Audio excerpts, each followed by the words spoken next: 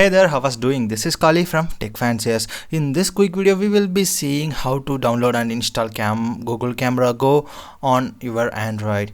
It doesn't require root, also no need for camera to API enable. First, visit the site using the link in the description and download the Google Camera Go. It's straight built.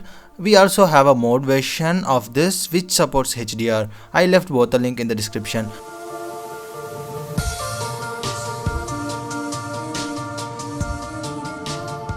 Once downloaded, go to the folder and install. Open and allow the permissions. Now you have installed Google Camera Go, but it doesn't contain all the features like Gcam, like there is no option to change the ratio, megapixels, resolution of the video and all, just as it is.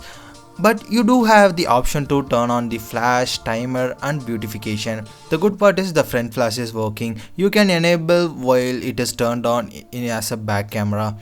We also do have portrait mode which is working fine. In the upside center, the app denoting the time and count of the content which you can take. This is calculated based on your free storage space. We also have a translate camera which help you to convert the text from one language to another language. The performance of the app is good compared to the normal camera. Those are about Google Camera Go. Well, we see some samples from this. I have taken photos both from my default camera and this. Left side is from default camera and the right side is from Google Cam Go. In good lighting, Camera Go is performing well. The color is accurate, not oversaturated. The focus worked fine. The details are captured as required. Here is the sample video footage. The stabilization is fine, both the front and back. It is normally taking the video on 720, not in 1080, which you can do in your normal camera.